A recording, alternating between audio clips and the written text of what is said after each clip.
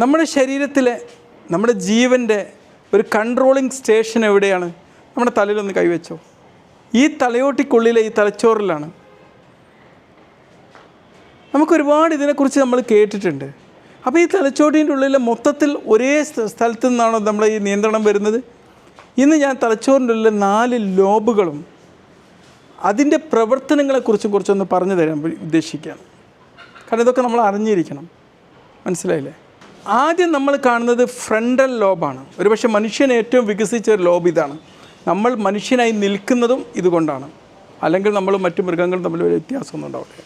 നമ്മുടെ problems solving skill, decision making, നമ്മളൊരു തീരുമാനം എടുക്കാൻ പ്രേരിപ്പിക്കുന്നത്, നമ്മുടെ സംസാരം, നമ്മുടെ എമോഷൻസ്, നമ്മുടെ മൂവ്മെൻറ്റ്, ഇതിൻ്റെയൊക്കെ നിയന്ത്രണം വരുന്നത് ഈ ഫ്രണ്ടൽ ലോബിൽ നിന്നാണ്.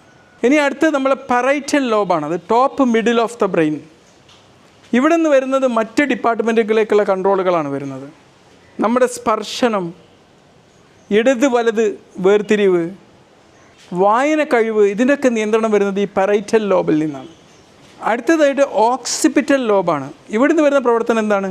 നമ്മൾ കാഴ്ചകളുടെയൊക്കെ കോർഡിനേഷൻ അവിടെ നിന്നാണ് നടക്കുന്നത്. പിന്നെ കളറ്, ചലനം, ഇതിൻ്റെയൊക്കെ മനസ്സിലാക്കുന്നതും ഈ ഓക്സിപിറ്റൽ റീജിയൻ എന്നാണ്.